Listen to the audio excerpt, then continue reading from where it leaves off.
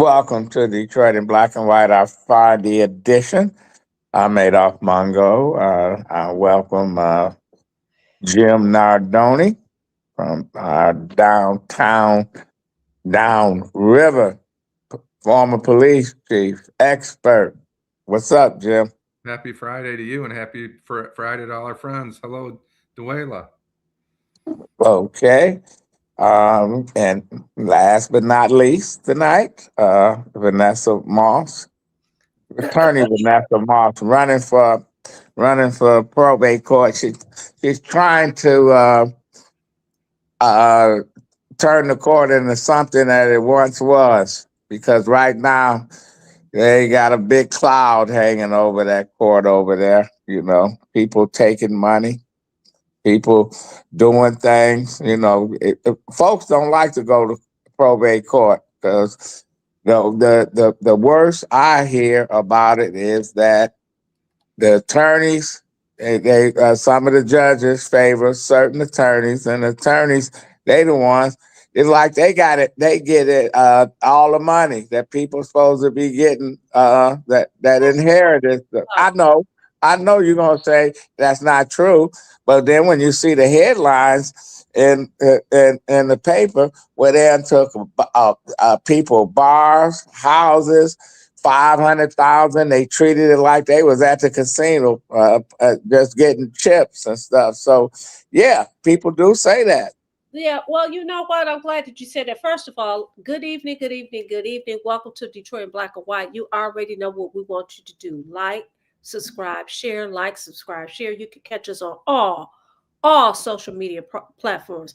If you want to make a comment, feel free to do so, but you can always come on into the room by using that link. Okay, so yes, I am Vanessa Moss. Yes, I am running for Wayne County Probate Court. Um, you know, probate court, a lot of people look at probate court, they call it the country club of law. Now, I used to be over there. I used to be in Wayne County Probate Court all the time. But it's interesting because probate court touches every single entity of the law. You got a little real estate because people fighting over houses. You have, of course, criminal matters. People may commit a crime, somebody gets some money. Definitely, decedents estates, if they're in the middle of a lawsuit, or if there's a wrongful death, there's a lawsuit, you're going to probate court. If you're talking about a baby that needs a guardian, you're talking about probate court. Of course, you talk about the developmentally disabled people. You're talking about the mental health court, people who may be out on the street that is having a mental health crisis. That all goes through probate court. So all roads lead to probate court. What's interesting about Wayne County Probate Court, just like Wayne County Criminal Court, it's the largest court in the state of Michigan. You can go to a court in Lenawee County, a probate court in Lenawee County. Those judges may have 10 cases a day. Wayne County, 35 to 45. 35 to 45. So what happens? The judge can't take off his or her robe and go and do an investigation if somebody's filed something. They depend on lawyers. So they appoint lawyers that they believe have integrity, lawyers that they believe are going to do the work, that's actually going to go out and do the investigation. And unfortunately, just like in any other profession, you have people who are dishonest. They may be dishonest clients, they may be dishonest people that's going before the court, but you also have lawyers that are dishonest. And it's unfortunate because we take a pledge. And we're supposed to be honest. But unfortunately, in this profession, and they not honest. Some of them are not honest. No, and this is the thing. A lot of people are talking about, oh, hey, Tracy, I'm going to call you. Okay. Thank you, Tracy. I'm going to call you tonight. Unfortunately, because we had Adam Holier on here talking, we've had a few people talk about, well, things have to change. You could legislate until you turn blue. The bottom line is, if you're a crooked person, you're going to find a way to do whatever it is. As it stands now, it's it works very well, but you always have those few, those twos and threes that do something. So you have uh, drama going on at the Wayne County Probate Court. It's also out there in Kent County with the lady who was the treasurer for the Attorney General. You have that going on, and you have some drama going on in Oakland County Court. So, Oakland County Probate Court. The other thing that people need to understand is this. I don't think the average person knows this. Probate court has its own budget. It's separate and distinct from the circuit courts. It's separate and distinct from the civil court. It's separate and distinct from the circuit court. They have their own budget. They have their own thing. So now you have some judges saying, listen, we think that they should all come under the same authority in terms of money is concerned, as like the circuit court does. I don't know. I don't think it's going to happen. Some of the things that people complain about in Wayne County is, well, everything is online. That's true. But guess what? It's the same way in Oakland County. Guess what? It's the same way in Macomb County. So you're gonna have your pros and your cons, but you do need people on that bench that have integrity and hold their feet to the fire. Okay. Go ahead, Ada. Go ahead, Jim. I have a question and a comment, and I'll ask my question first, and I want you to think about it while I make a comment, Vanessa. Okay. Isn't it like a hospital where the judge starts recommending and assigning cases to lawyers that are under their favor? And I want you to answer that, but I'm going to say hello, Tracy, Stephanie, Janet Overall. Hi, Karen C. Good evening to you, Miss Sheila. Always the voice of reason. Edward Alt, 5085. Good evening, Edward. I want to talk about Adolph for just 1 second, if I could. I know we talked about him at length. Felicia Dean, good evening to you. Sure. Adolph, I guess it was Wednesday, maybe in the morning, was on Charlie LaDuff's show. And there's a great interview that he had with Charlie on that show. And there's some information that I hope he'd be willing to share with our Detroit and Black and White viewers after Vanessa answers the question. Okay, so your question was, did the judges appoint cases to lawyers? Absolutely. That's exactly how I got my start in Wayne County Probate Court. You take training. It used to be old school way, and it became controversial, is you would go to different courtrooms and you would leave your card with the clerk. The clerks hold the power there in the courtroom, right? They're the security between you and the judge, right? So you used to take your card, and if they, felt like it, they will call you and give you some appointments. Well, people didn't like that. It had been going on for decades. So now what you do is you have to take training. You have to take this training. You have to pay for this training. You also, depending on what kind of work you want to do, you have to have insurance, malpractice insurance. And you have to show proof that you have malpractice insurance, and it has to be for a certain amount of money. Once you do that, your name goes on the list. And the judges are supposed to pick, people on the list to do appointments. But just like everybody else, there are some people who pick their folks. You know what I'm saying? This is my girl. I like her. I know she does good work. I'm going to give her some work. But there are some judges who spread the love around. But the bottom line is, as I think you were going there, Jim, the judge can't take their robe off and do all of this stuff. They depend on the lawyers to do that. To do the guardian ad litem, you do the investigation. I'm sure you're familiar with a guardian ad litem. Okay, then you have the appointment of a guardian or a conservator. There are companies that are guardianship companies, right? And so they get appointed as guardians. Then you have people who are appointed as conservators. Sometimes the guardian ad litem, because they've done such a good work and a good job, and they know all the entities or whatever what's going on, they may be appointed as a conservator. But what happens is, you're supposed to preserve those assets. You act like you're supposed to hold them near and dear to your heart. You're supposed to preserve those assets because these vulnerable people can't do that.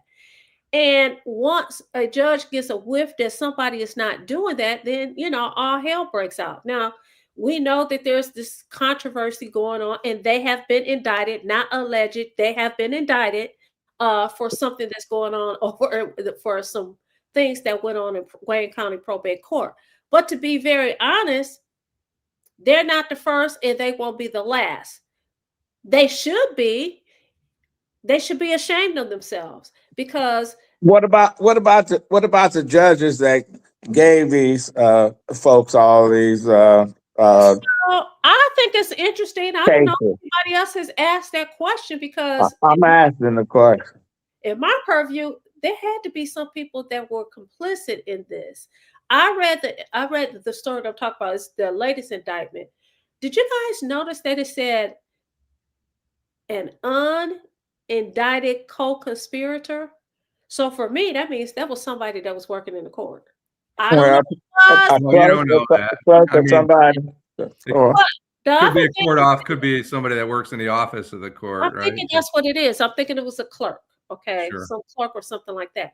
But the thing is, if you got a docket and you're hearing 45 cases a day, how can a judge be held responsible? Well, but Let's expect for the judge to be responsible. you saying the judge didn't hear the rumors? Oh no, I'm not saying that. Oh, No, all I'm saying is the rumors. I helped a family, a guy I grew up with. One of my best friends as a kid, his mother called me. Somewhere down the line, he joined the Marine Corps. Right after boot camp, he went away to school to train as a cook. And in that time when he was at that school, he was abused by NCOs, people that non-commissioned officers who've been in the military for weeks at a time. He obviously something happened with his head, and they discharged him. It took them 20 years to get the Marine Corps admit that this happened, because the Marine Corps didn't want to admit that it happened. And they gave him all this back pay, money, etc. And they appointed a guardian. First they had his mother. Now the court got mad because they lived somewhere on the east side. And one of his sisters, along with him, bought a house together in Southfield where he can have his own little private area, etc. And the court appointed this attorney as the guardian. He said, "Why are they moving into a house, a new house? That they should have stayed where they was, etc." He wanted them to stay in a shack. Didn't want to move there. I'm like, what's the deal? They need to get that money back and stuff. In the meantime, he was charging them by the hour. Yes. He was going to take all their money if they didn't do something. And, and they were right down in that courtroom. And what in front of Freddie Burton. He was the chief judge, right? Yes. Yeah, you should have seen how he talked to that family. It was like, damn, man. Right? It was like they committed some fucking criminal shit. So you know what? You have some judges, because you talk about fees. Judges have that discretion. They look at those attorney fees. There's one judge that I know will cut attorney fees like, no, you're not charging the state this much money. You're not charging the state this much money for this, that, and the third. Because they believed in, and this particular person believed in, listen, if this could have been my mother, father, sister, brother, whatever, and yeah, you working, and yeah, you've been appointed to do this work, but do you have to charge them these excessive, exorbitant fees? I don't think so, and I am not sanctioning that. And I know which judge you're talking about too, don't I? You do have judges that, you experienced it, right? I did. She was absolutely fantastic. She told the attorney. Pissed that she would cut fees. But I say she, but that the judge will cut fees. But I there's won't say her name. She's but I'm great. glad. people who actually sit there and they looking at everything, and then you have some who was like, okay, I trust that what you're saying is correct and what you done was right, and then Hey, we have our friend Miss Sheila here, waiting to join. And hello, Tracy. Can we bring Miss Sheila on? Okay, well, I'm a say goodbye. all right, see you, Thanks, Adolph. Adolph. We will talk And to you. I guess Wait, I guess Adolph, one wait. day I would talk Wait. about So, what you need to talk about? I'm not breaking yeah. the story. You got to break the story. It's your story. Right. Okay, but Miss I Sheila, but I'll Talk see about it. y'all. And Miss Sheila, thanks for coming on. Don't go nowhere, because you real talking, we real talking, and I want you to hear this. Thanks, you guys, for talking about the probate court. And I just want to say, the real deal, the most thing everybody focus on, the dollar. Okay? If you got the right dollar, or if you don't have the right dollar, ain't nobody manipulate nothing. Am I right or wrong? I think that's true. Yeah, no, you're absolutely right on that. If ain't no a quarter or coin involved, ain't nobody involved. Let's tell the truth. And I wanted you to hear that.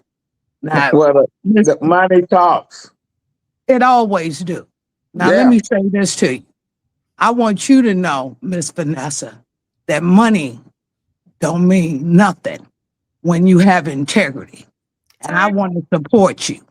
thank I you, want to Miss. support you to bring integrity back and respect. That's what we need, you guys. So I just want to tell you that. And thanks, Adolph, for keeping it 100 and raw. And that's who I am. And that's who Vanessa is. And Mr. Jim, you too. Thank you. Thank you for being authentic. And I just wanted to share that with you. I'm out. Thanks, Miss. Okay. Well, thanks, Miss Sheila. Listen, Vanessa, all I was doing is giving you an introduction. Right. And we have turned it into whatever. We're gonna take a break. I'll see y'all the next show. It's Adolph Mongo. Question, but okay. Go ahead, the question. Jim asked you to break some story. I want to hear what And it no story. There's no story. No big deal. Jim What's the can big break it. deal? No is. big deal. I see Please. y'all. I see y'all. Have you watched Charlie LaDuff show? Yeah, watch Charlie LaDuff show. You give him all these clicks when they should be coming to this show. Yeah, exactly. So why would we do that? Why don't we promote his show? I'll tell you. I'll tell you the next show.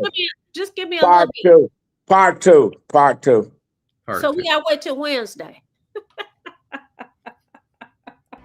I want to talk a little bit about. Hi, I'm Eric Sabri, your Wayne County Treasurer. Are you living in the home of a deceased family member and you're facing property tax foreclosure, or maybe you know someone who's in the same situation? The probate process may be helpful to you. If you file a probate petition and notify our office, the foreclosure proceedings will be halted during the probate process. We have several nonprofit partners who have free attorneys who can assist you. Contact our office, 313-224-5990, or email us at taxinfo@waynecounty.com. Don't lose your family property. Some of these properties have been in the family for 4 or 5 generations. Contact us now. We're here to help.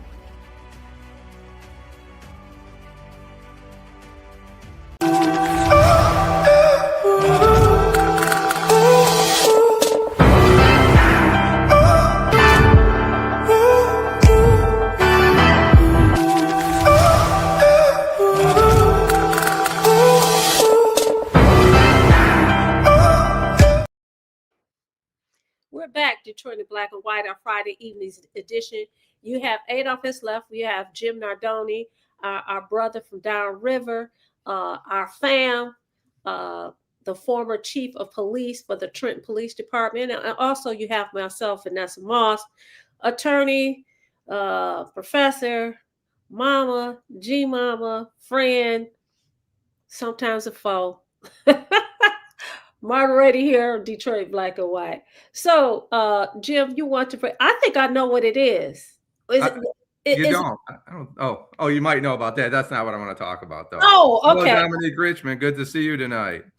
I want to talk about Miss Sheila, what she talked about. I think it's important that we continue on that. And I'm going to give you a couple of specifics. You know the judge. I'm not going to mention the judge. You can. Right. We know it's a she, and it's not too hard to figure out if you really want to know who the judge is in my dad's conservator and guardianship case.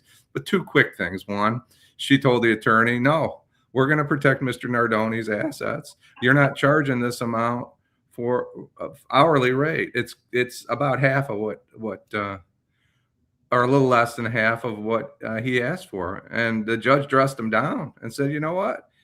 You're taking this responsibility. You have to take care of his assets. Right. And secondly, which is a story that I've never told, my dad in his later ages, salespeople come around when you got a few bucks, right? Yep. And my dad had a few bucks, and he was a little estranged from his sons. He's, if you know an old Italian guy, you know my dad, right?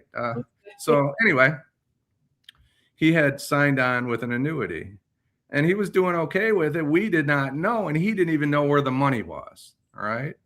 So behind the scenes, I had a guy that was assigned to a federal agency, and he was able to track the money, and it was in an annuity somewhere out in Missouri or Kansas somewhere. And, I worked and said, you have to give me this money back, right? He wasn't of sound mind. I had paperwork that said he had dementia, this and that. And they said, no, we're not giving it to you. You're not giving it to you. So the judge, during one of the hearings, I said, Judge, we're running, we need this, whatever, $200,000, somewhere like that, right? Something like that. And she said, let me tell you what I'm going to do. I'll never forget this. She said, I'm going to do a court order and demand that they return this money. But I'm going to tell you right now, they don't have to. All right. The Kansas City, Missouri court does not, they do not have to respect my decision wherever they're from. Right. I don't have the jurisdiction to order a company in Kansas or Missouri to send you this check. In a week, the check was in my mailbox. That judge had the courage to do that, and she thought it might work, and it worked, and it saved me a lot of heartache, a lot of problems.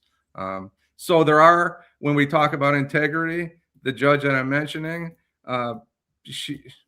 she understood the responsibility that she had. She took it all seriously, and she did a great job, and I'll be forever grateful. So when we talk about bad judges and bad attorneys, I think that it's important that we recognize the good ones. Right. And I would say for the most part, for me, I would say as a practitioner, I respect a judge that tells me no, but tells me why they're telling me no and is backed by law, not because of some personality situation or anything like that. I also may not like, because I was one of those attorneys, my fees would get cut. I remember one judge over there, they're still over there now. I mean, I worked my tail off, and I was one of those people who my prices are always reasonable, right? And they decided that they were not going to give me my fees, and I was hot as fish grease. But you know what? I was blessed later on. Later on, I got another case, and I got paid on, I got paid on it. So, you take the good with the bad, and you do need people who are going to listen. They call it the country club court.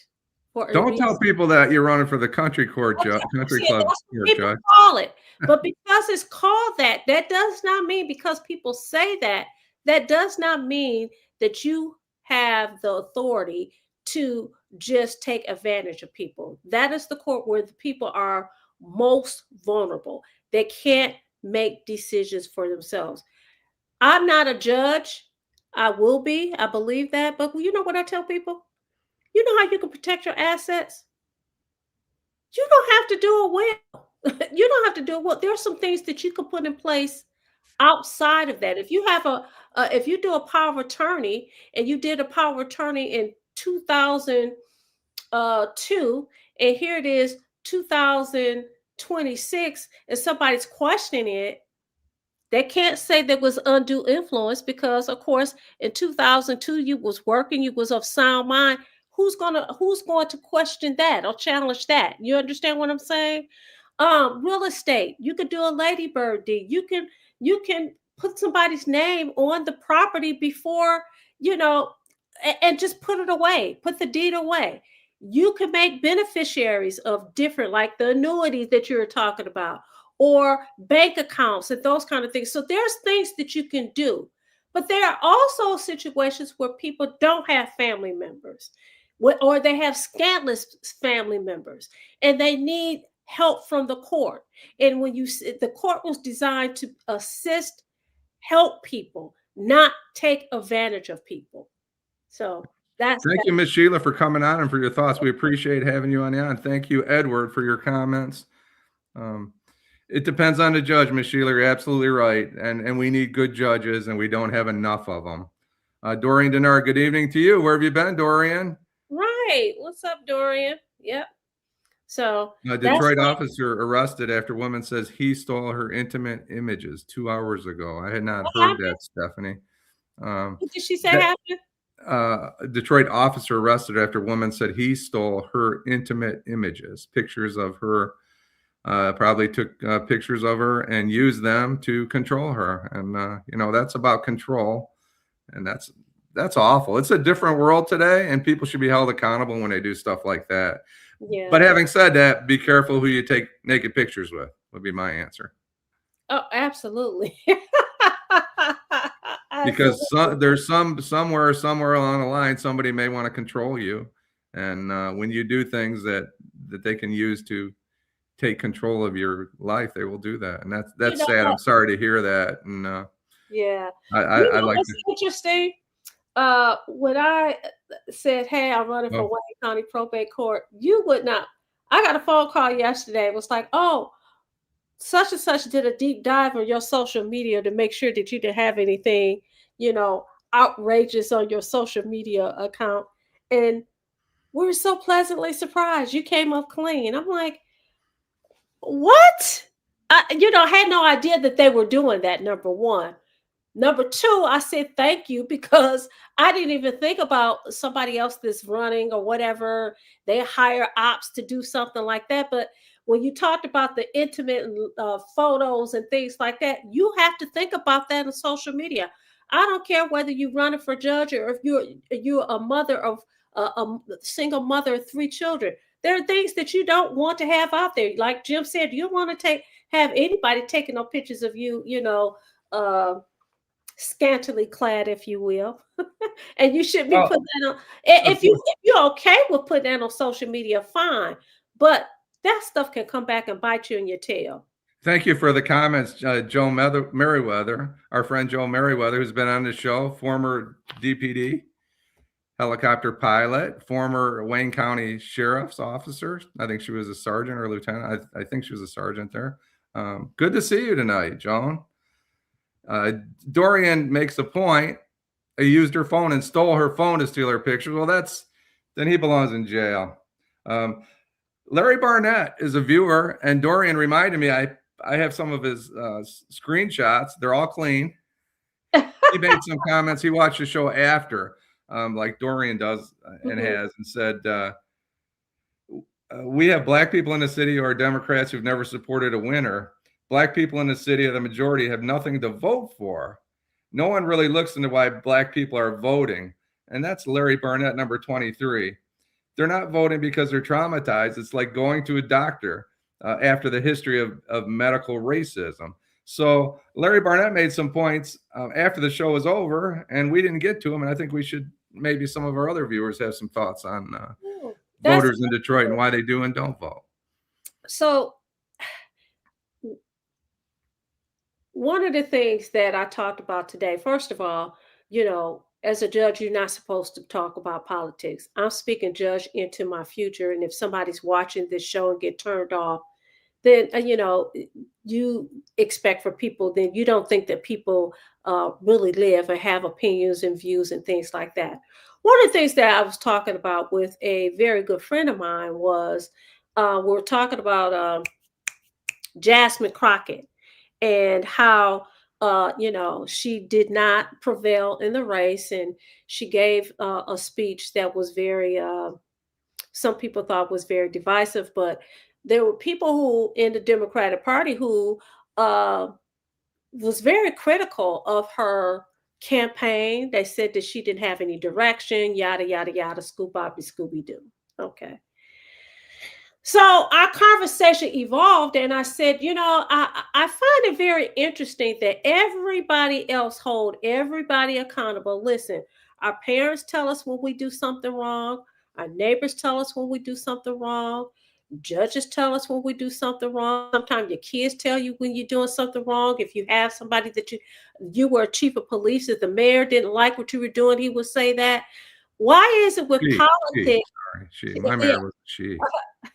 How is it that in politics, if you say something negative about someone and it's your opinion about their leadership or the lack thereof, then there's something wrong with you. Oh, you don't like the party, yada, yada, yada. The reason I'm bringing that up, my question is, why do Black folks complain about the Democratic Party but continue to stay in an abusive relationship? That was a question that was posed to me. I'm posing that to our people here on Detroit in Black and White. I submit that it's not just Black people. There are people who are wedded to a party no matter what. And my question is, that was their question to me. My question is, on top of that, why stay in a relationship that's abusive? Well, I'm going to answer that if I can, while our friends out here decide. I'm just going to give you a little perspective. Okay. I grew up in a city not too far from here. It's called Taylor. And Taylor's a different kind of city. And I can tell you this. I didn't know what a Republican was. We lived down the street from the Democratic Club, and everybody was a Democrat.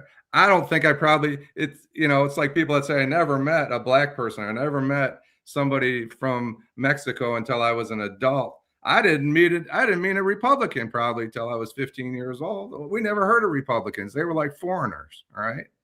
That's how it was.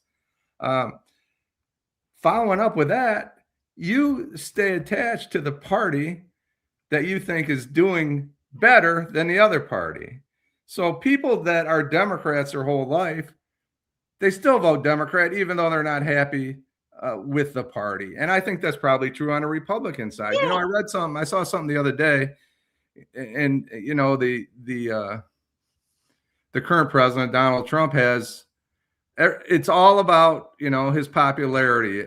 First of all, his popularity doesn't really matter. I guess it matters in the midterms, but it doesn't matter because he's only the president for however long he's the president. It doesn't matter if he's at 39% or 52%, right?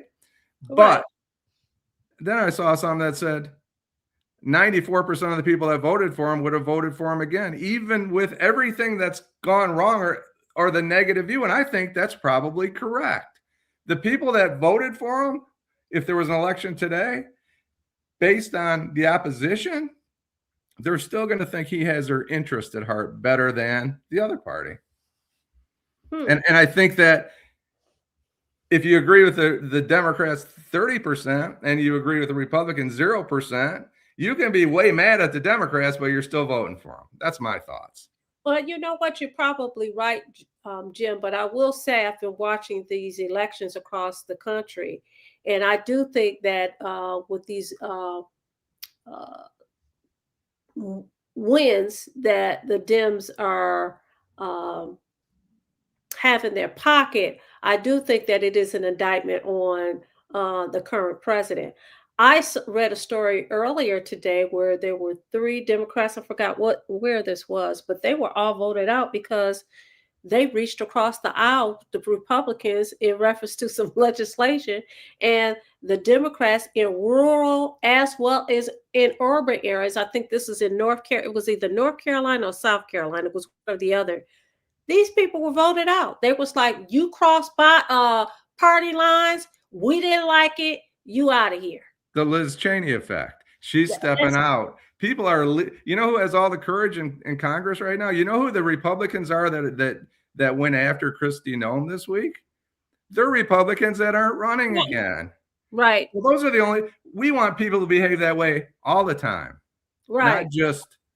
Not just when they're retiring. Right. Not just when they're not up for election. If you have the courage to stand up to Kristi Noem today because you're not running, but you didn't, 6 months ago because you were undecided, those aren't people we want in office. Listen, what you want in office is people, listen, I don't like what you did. I don't like it at all. And you should be able to take it and move on and not take it as, oh, well, you're supposed to agree with everything that I say and everything that I do. The world does not work like that. But people act like it should, and it doesn't work like that. That's ridiculous. That is so ridiculous. Thank you, Fred. Yeah. Allan. Fred says too many cowards. What did he say? Too many cowards in Congress. And Stephanie said Dems are a gang. I think they're all gangs. I think that it's turned to, it doesn't, and I agree with you, Stephanie, but we've seen whoever Trump supports gets elected, and the other guys are unfortunately, they disappear, right? But It's been that way for a long time. It's more dramatic, it feels like now. You had middle of the road Republicans, middle of the road Democrats that would stand and vote. John Fetterman, yeah, he might be a little bit, what's the word I want to use? Unconventional. I'll just say that. I don't know what word you want to use, but I think that I was pissed off last week when people were mad at him when the president of the United States made a comment and he supported the comment, and then everybody want to gang up on him. Wait a minute.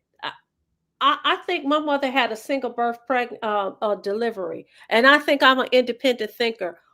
Why do you think you get to tell me when I can stand up, when I can clap, when I can chew, when I can walk? I thought the 13th Amendment, thought we had the 13th Amendment where we are free and we are free thinkers. Nobody wants to say it's okay for us to gang up on you. I don't care if you are R or D. It's okay for us to gang up on you because you don't agree with what we say, but it's not okay. It's just, to me, it's the hypocrisy of it all. For me, is a problem. And Dorian makes the biggest point. It's not about the candidate. It's about the money behind the candidate. I'm sorry, Dorian, if I'm not saying that exactly what you're saying. I think I understand what you're trying to say. Yeah, well, thank you. Go ahead. If he says money does talk. Well, I said he's talking about AIPAC, and I think AIPAC is an example of that. I'm sorry. Yeah. Okay. Yeah. But I will say money does talk. And as this go on, I'm going to ask people, if you support me, you're going to have to support me more than just saying, hey, Vanessa, I'm spreading the word, because sometimes just spreading the word by word of mouth doesn't get it. You also have to have literature, $2 stuff, all that other stuff that you have to do. But Can we talk about Stephanie's point? Because I want to. I've been thinking about this for a couple of days now, and I don't know the answer, and I hope that I get the answer tonight. Stephanie says no longer about the people, but politics, the hate of Trump, the politics and the hate of Donald Trump, and I think that's correct. But I'm going to ask this question to the viewers. This is where I'm perplexed, completely baffled, right? So we went into Venezuela and took out Maduro, all right? 32 million, between 28 and 32 million people in Venezuela. He was killing his people. He's a brutal dictator. Now, I'm not going to say I know what happens next, right? I don't know what the plan is.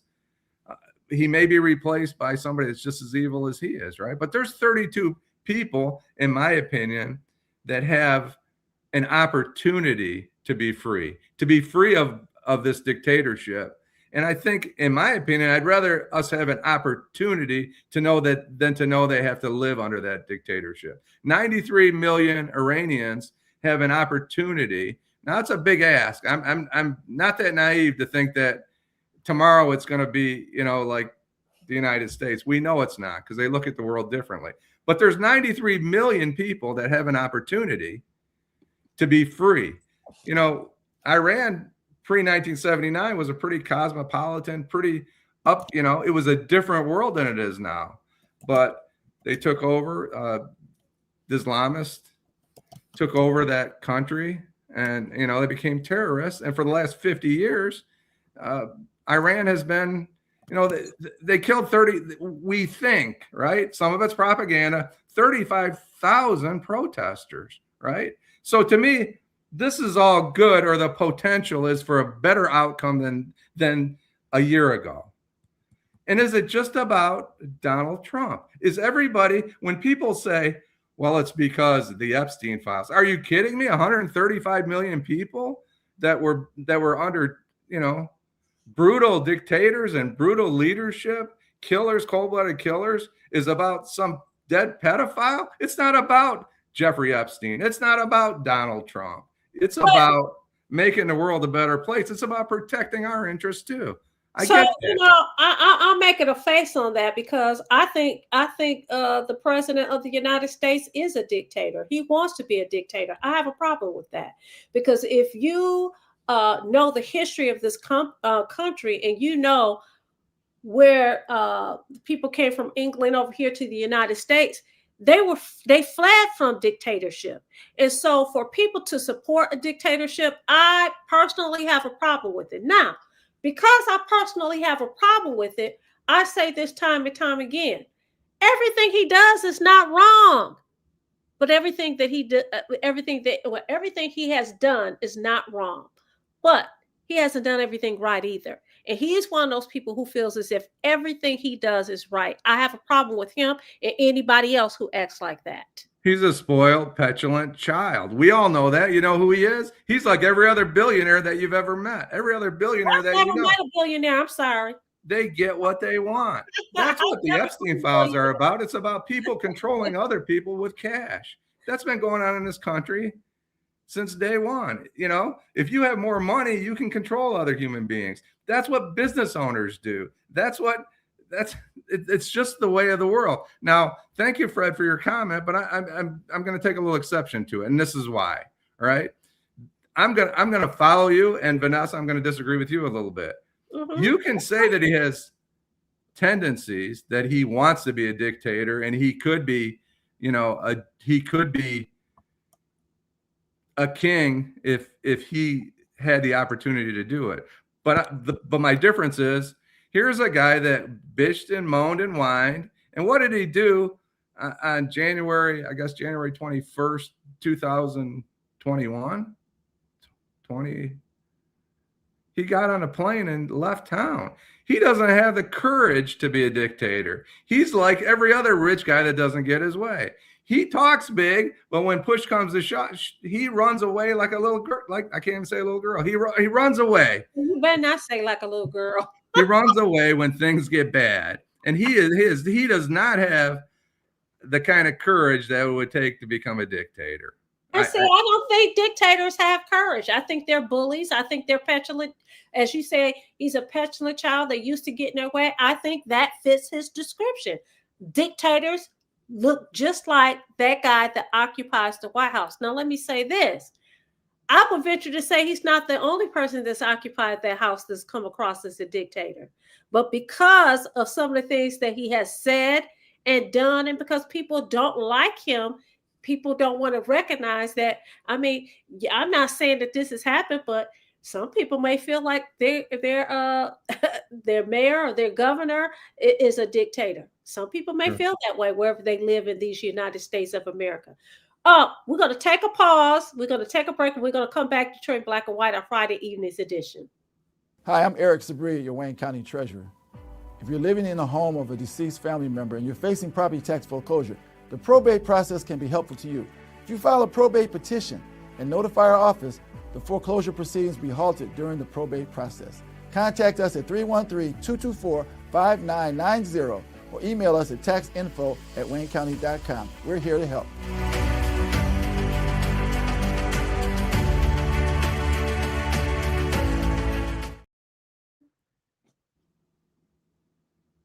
We're back, Detroit Black and White on Friday evening's edition. And I don't know where we left off, but go ahead, Jim. But I wanted to finish that question. Right. If it was Joe Biden or Bill Clinton that attacked Iran, would every Republican hate it because he did it? I don't think that's true. I think Stephanie makes the point that no matter what Donald Trump does, people hate it. And you disagree with that. I don't know what happens, right? It's not that easy. We attacked Iraq because we said they had weapons of mass destruction. And look what happened. The Taliban, Afghanistan, we can talk about all the failures. I sure hope they have a plan. If they have no plan, this will ultimately be a failure. We do know that. We've seen too many of these failures, right? We don't know what's going to happen in Venezuela. But my point is only this. We know that 6 months ago, if you said the wrong thing on the streets of Tehran or in Caracas, you could lose your life, right? I don't know if that's true anymore. So we can take the good with the bad. We don't have to hate his action. We all hate war. War's terrible. Nobody supports war, but there's an opportunity for Venezuelans. There's an opportunity for Iranians. There's an opportunity, may even be an opportunity for people in Cuba that have lived under Fidel Castro. We can only hope that it turns out that way. So let me ask the question: does Trump become a hero if Cuba that we helped, we'll say helped, on April 19th, 1961, we've been fighting Cuba since we invaded or participated in the invasion of Cuba on April 19th, 1961. That was about 6 weeks after I was born. So these are all bad people. And we can attack the man. We can attack everything. But if Joe Biden had done this, would people be looking at it differently? I guess is my question. I don't know the answer. I think people would be looking at it differently. And listen, I have not been shy about this. You go and take care of everybody else's house and your house is in chaos. I personally have a problem with it.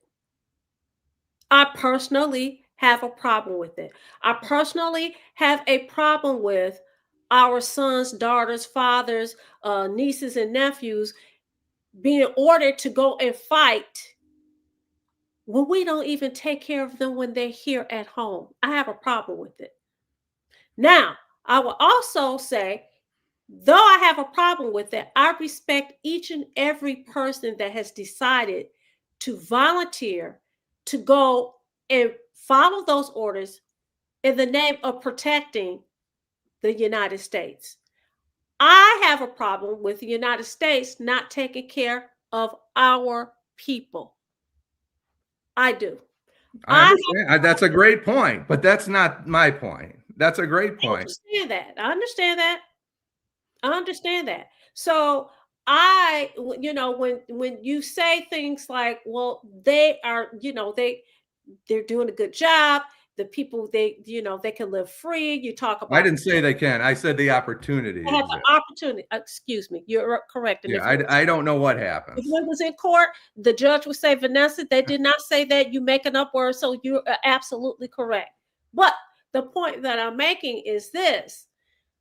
I can't really appreciate that because I see what's going on here at home. And I think there's a lot of things that needs to be fixed here. And when you talk about somebody being crooked and people not being able to, walk around freely, basically, and live without fear, I'm like, well, we live here and we know a lot of people live in fear.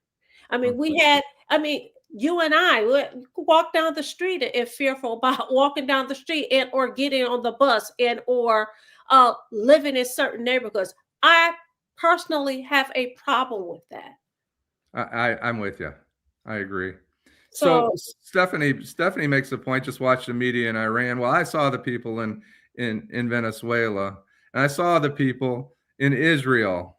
All right, and I saw the people in Iran who all are thankful that the United States has positioned themselves to protect Israel, who was attacked by Hamas. Iran, Iran's been a terrorist, a supporter of terrorism since 1979, right? The number one state sponsor of terrorism, arguably. I don't know if that's true. I don't have the details on that. And we know Venezuelan. I think that we need to look at the big picture and see what happens here in 5 years from now when there's another president. All right. And I'm going to tell everybody that, don't call me up on the phone, because Donald Trump's going to be on his private plane out of there on that cold January day. No matter what happens, he's not going to be a dictator. I think I get the point. When a guy goes on TV and says he should be starting his third term, he's only inciting those that small group that may believe that that's okay, right? He doesn't understand that people listen to what the president of the United States says. He doesn't understand that people take what he says to heart. He thinks he's cute and funny sometimes, and I think that's awful. When I hear him say things like, this should be the beginning of my third term, and he's joking, I think he's joking. Maybe he's not joking, but that's just stupid. He can't behave that way. He needs to change the way he behaves. He's not going to, all right? I'm not defending him. I'm just saying it's more about us than it is about him. The way we behave and the way we react to people tells us more about us than it does about him. He's never changed, right? I mean, you have a governor in California. I just learned this the other day. He may be our next president, right? He took a limo to the airport and got on a private jet to go on vacation with the Gettys, right? His dad was I think he was a personal attorney for the Gettys. Gavin Newsom. Then we have a guy in Illinois. I'm not knocking him for this. Well, I'm going to knock him about that speech that he did a couple of weeks ago. Yeah, that's another story. But that's we ridiculous. have a billionaire in Illinois that's the governor. And where are we going in this country? If all we have to choose from is billionaires, we are probably doomed. Yeah. G Money said something. I don't know, Jim, if you can see it. It disappeared. Well, he said something about, America has to be careful. It's word on the street that China and Russia has joined forces and are secretly funding. I can't get the rest of it, even with these glasses, the print is so small. Can you see it? Yes. America has to be careful. It's word on the street that China and Russia have joined forces with Iran and secretly funding Iran. Well, I can tell you this, G Money, you make a great point, because I don't think this country, or Israel, once they were done, I think they thought it was going to be a 3-day deal. And Iran's ability to fight back, I think, has surprised everybody. So they're getting some support from somewhere. You're right on with that. I think I was surprised that they're still fighting back. So somebody in Iran is in charge with the 48 or 49 leaders that are dead. Somebody's pulling the switch. Someone's moving the lever, and they still have ammunition, and they are still fighting back. Which one of two things: either the U.S. and Israel had a poor strategy, which is very possible, or they underviewed the enemy. And guess what? Both things could be true at the same time. Both things could be true. Stephanie talks about basically the same thing that G Money talked about. And actually, I read that earlier today in one of the news, internet news cycles, that Russia and China was helping Iran. But they depend on Iran that's a business partnership. They're getting their oil from Iran and some of these other countries that we are, Venezuela. If you shut down Venezuela. Edward Alt, this is interesting. He said, as a Marine, I fully hope and pray that our leadership knows what they're doing, creating this new war. It's like fires everywhere. Well, we all know how the British Empire ended, right?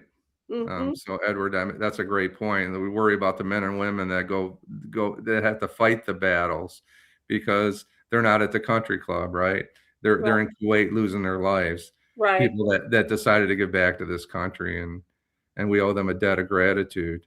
And Fred Allan says the U.S. is following behind Israel. That's a scary thought, Mr. Allan. I agree with you. You might be right. So Karen asked, I think she asked about this a few shows ago, and we didn't get to it. We talked about fallout shelters or bomb shelters. I don't know that there are any. I mean, there were shelters at some point. I guess I don't know. Is the garage for Ford Auditorium still there? We all have to gather at the go underneath where the old Ford Auditorium garage was. I don't know, but this is bigger than Iran. It's bigger than Venezuela. We're messing with the big boys oil, and they're not happy. Russia was reported to be providing intelligence. That wouldn't surprise me at all, Stephanie. And Miss Sheila talks about he's provoking. Yeah, he is provoking. Where are we going? You know, could this be this could be the end? We don't know. Yeah, he's definitely a provocateur. Who is this? Edward Alt says, correction, as a Marine veteran, I hope and pray that we have a plan for this new war. Yeah. It just seems to me that we have fires. We got a fire here, a fire there, a fire everywhere. And the American people are suffering. What's going to be interesting is what happens in the next month or so, whether or not gas prices are going to, creep up. I understand I haven't gotten gas in the last week or so. So I probably need to go get some tomorrow, but I haven't really been paying attention. Have you been paying attention? It's up 50 cents. And there's your friend Jan Saluk, my friend from Victory Gym. Thank you to the people at Victory Gym for supporting Vanessa Moss, and thank you, Jan, for supporting my friend Vanessa, our friend Vanessa, I should say. So, absolutely. Thanks, Jan. Russia's providing intelligence. She said Dorian said Russia-China alliance isn't an alliance. Yeah, we kind of know. It's about China to me, Dorian. I think China is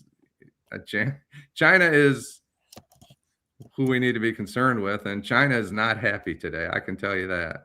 During the Clinton administration, the U.S. paid Ukraine to give Russia their nuclear weapons, and that's why that happens. You know, we do that. So we're with somebody before we're against them, right?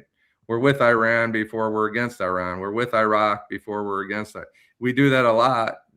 Sometimes we pick losers, and it's not a good thing. We'll see if he uses ICE to try and stop people from voting in the midterm elections. Terry, thank you, Terry, for your thought. Are you trying to be funny? No, I think he's serious, but I think ICE's moment is kind of gone. I think. You think it's gone because Christie is gone? I think I don't think the president's going to come out and say that they made some errors. He's just not that kind of a guy. But I think he knows that the way they did it and what they said they were going to do, I think he knows that he was wrong.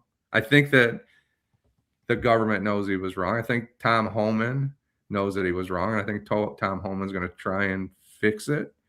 They need. I predicted they would not do what they did in Minnesota. I'm glad they did what they did. I thought it was exactly the right thing to do, was to pull back, but it should have never happened, right? You can't fix something once people die, right? Because these people aren't coming back. Right. But it was predictable. What happened in Minnesota was predictable. And that's really unfortunate, because you should have enough people in that administration. Somebody needs to be asking the right questions and saying, if we do this, this, and this, people are going to die. Where were those people when that happened? And that's unfortunate. Right. But I think ICE is, I think some of a lot of things that happen with ICE, and I know we have, I think it was Sheila. I don't think you put a mask on when you're out there policing. If you don't have the courage to go out in public without that mask on, you know, I did it for almost 30 years. You know, people are going to talk about you. People are going to make up stories about you. People are going to threaten you. People are going to, you know, I was on a year and a guy threatened my life, right? For a speeding ticket. Those things happen, all right? And it's unfortunate, but you don't hide from the public you serve. And that's just my position. Yeah. Well, I'm going to talk about Terry McCrimmon. Thank you so much for watching, Terry. Shout out to you. He says, he talks about Reverend Jesse Jackson's homegoing and how beautiful it was today. And 3 Democrat presidents spoke well of Reverend Jackson. He was a force of nature. I am somebody. Yeah, he went on a tour. His body went on a tour. I mean, it seemed like it was forever. And I did see the highlights. You know, I work every day, so I didn't see the whole service. But I thought as the folks say, I thought they did a good job of putting him away. I really do.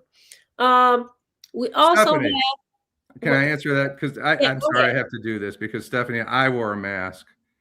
When you're an undercover officer and you go out and do a search warrant in the same neighborhood that you're buying narcotics, you do wear a mask, right? Those things happen, but I just see where it can go bad, right? So if you're in a drug unit and there's 10 guys, 8 guys don't have masks on because they're not buying narcotics typically in that neighborhood. 1 or 2 guys that might be doing the buying. You're absolutely right. And I've been that person. So I just want to clarify that. So let me ask you this, Jim. I know we're about to go, but if you were doing the drug buys in these neighborhoods, they didn't know your voice? No. Well, you didn't do much talking when you were doing that. Okay. So you would be a Look, backup.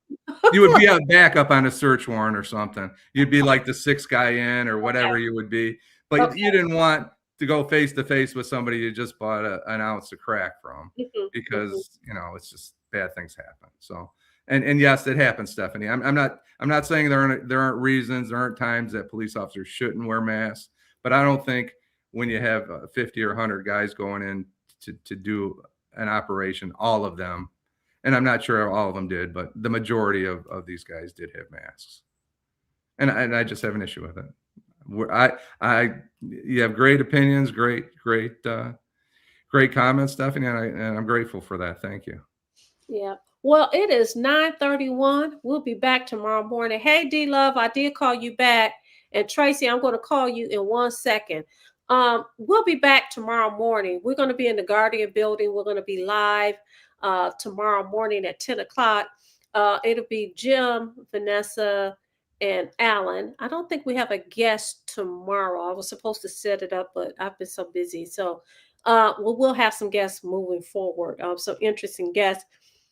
This is Women's History Month. Shout out to the women. Shout out to, guess what? Our Lady T. Lady T, shout out. We love you, Lady T. And thank you so much for keeping us together. We will see you tomorrow morning at 10 o'clock. I promise you, after I call Tracy, I'm going to bed and getting some good sleep. So I'll be wide awake tomorrow and ready to rock and roll. All right. Good night.